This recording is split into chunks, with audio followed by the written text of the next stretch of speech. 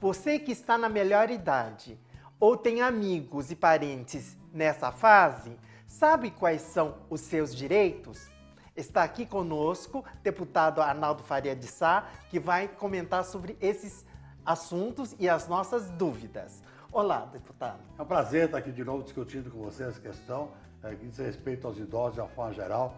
Desde 2003 nós temos um país de Estatuto do Idoso. A partir do Estatuto do Idoso, que foi elaborado pelo Congresso Nacional, uma comissão da qual eu fiz parte, tem as legislações estaduais, as legislações municipais que implementam os chamados direitos dos idosos. É uma briga muito grande e a principal delas, que muitas pessoas não dão devido valor, é que dentro do Estatuto do Idoso, aquele que cometer crime contra o idoso é o chamado crime de ação pública. É ação penal pública, não é mais ação privada. Porque normalmente o idoso, deixa pra lá, ele não quis me ofender e acabava impedindo a continuidade da ação. A partir do Estatuto do Idoso de 2003, passou a ser crime de ação pública. Quem cometer crime contra o idoso vai responder essa ação pública de forma permanente, porque não há transação em relação ao crime cometido contra o idoso. E, sem dúvida nenhuma, vários aspectos de saúde, educação, lazer, direitos de transporte, vários direitos estão contidos nesse estatuto.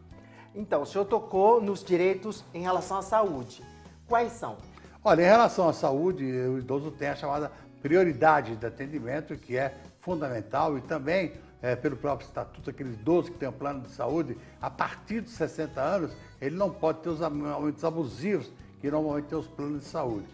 Tentou o Congresso, no ano passado, mudar essa legislação, diluir esse aumento ao longo do tempo, mas a maioria dos idosos não concordou com essa pretensão, ficou com o tal Estatuto do Idoso, a partir dos 60 anos não pode ter aumento abusivo no plano de saúde do idoso. Sim, interessante isso, é muito bom, né? E lei de isenção do IPTU?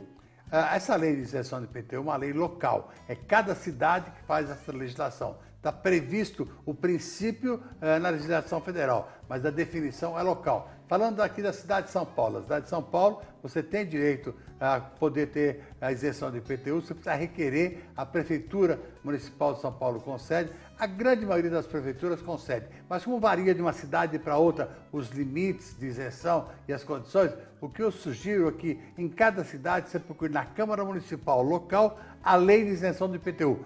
Todas as cidades têm. Se a sua cidade não tem, já deveria ter. Vamos pressionar para que essa cidade também tenha a lei do IPTU de isenção do Estatuto do Idoso para todos os aposentados, pensionistas, proprietários de imóveis na sua cidade.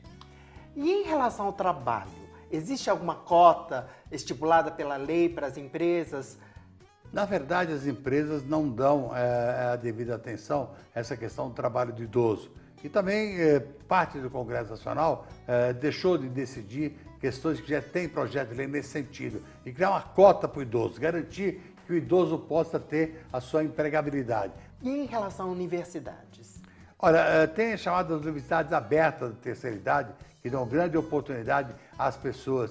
E, logicamente, nos cursos regulares também, é comum a gente ver hoje as pessoas com 60, 70 anos fazendo faculdade, o que é importante, porque ele demonstra que a pessoa rediviva e, sem dúvida nenhuma, extremamente importante para poder, além de se inserir num outro contexto, também participar dessa atividade muito importante. E aí, né, falando da escola, a gente pergunta, é direito adquirido já a meia entrada para cinema, eventos? Isso já está tudo definido, já está garantido, essa possibilidade da meia entrada nas atividades de lazer, cinemas, teatros, isso é extremamente importante e já está inserido no contexto e já foi assimilado. No primeiro momento houve uma certa rejeição, porque um grupo muito grande de idosos acaba se aproveitando dessa condição. É um direito que eles têm que se aproveitar mesmo, participar de todos os eventos.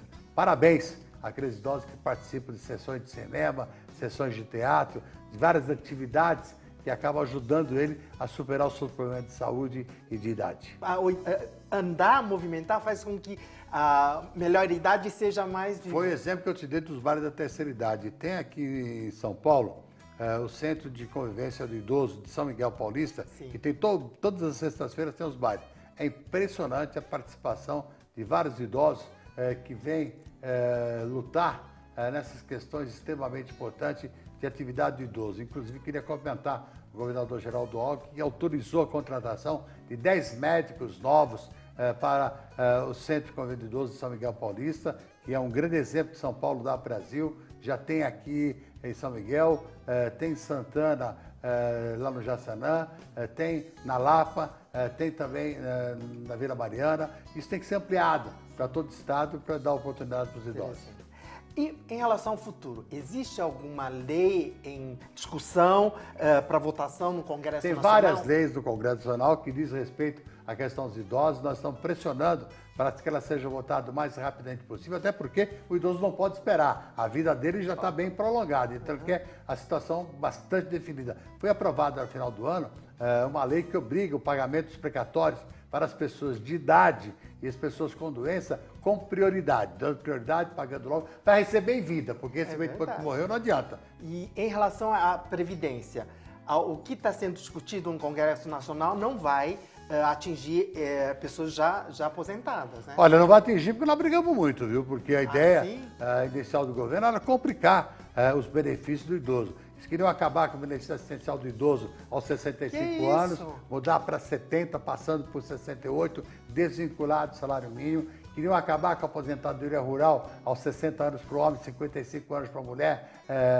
com declaração de atividade. Queriam obrigar a ser 25 anos de comprovação de recolhimento. Graças a Deus a gente afastou essa condição. Ainda fica uma situação um pouco grave, que é a questão do número de anos de contribuição. Hoje, a pessoa com 15 anos de contribuição, homem 65, mulher 60, pode se aposentar.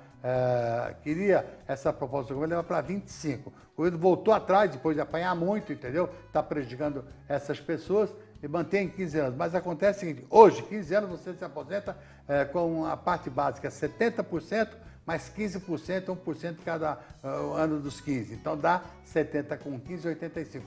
Pela nova lei, vai manter os 15, mas o cálculo é a partir de 51 mais 15. 51 mais 15 dá 66. É bem menos do que 85. Vou dizer que não mexeu nada não, que é mentira. Sem contar a média, porque hoje o cálculo da média é feito a partir de julho de 94, 80% dos maiores salários.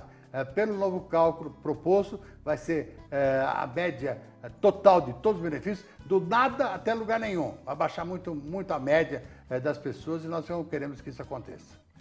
Muito bem.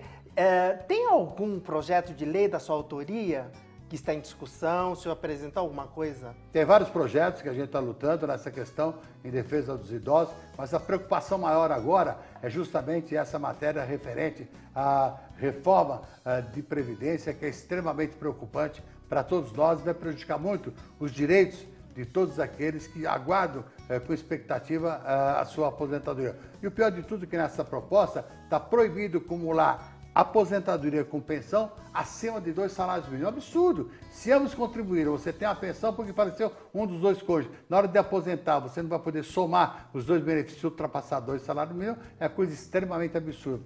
O senhor era autor da lei de guarda compartilhada, né, que está em vigor, que está resolvendo um monte de problemas.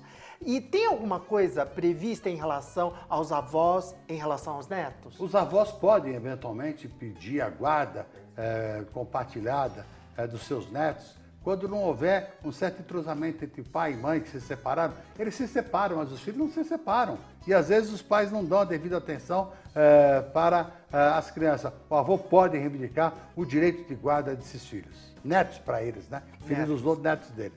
E neto, é verdade, filho 2 vezes. Isso é extremamente importante a gente deixar claramente essa posição. Eu gostaria que o senhor deixasse uma mensagem para os idosos, pessoas de melhor idade, para que reivindiquem seus direitos.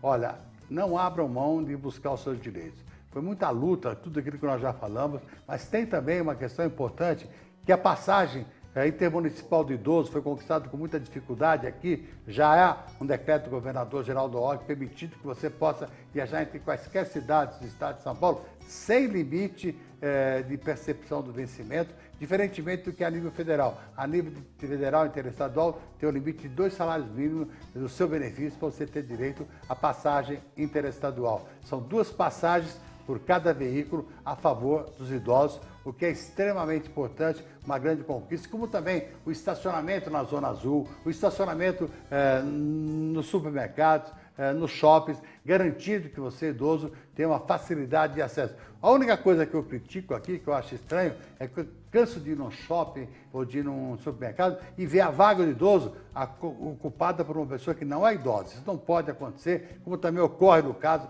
de pessoas com deficiência, a vaga está ocupada por uma outra pessoa que aparentemente é são, mas na verdade não é são de consciência, não é são de caráter e de moral, não pode usar a vaga de um idoso e de um deficiente. O senhor tem razão, isso é uma pouca vergonha, né?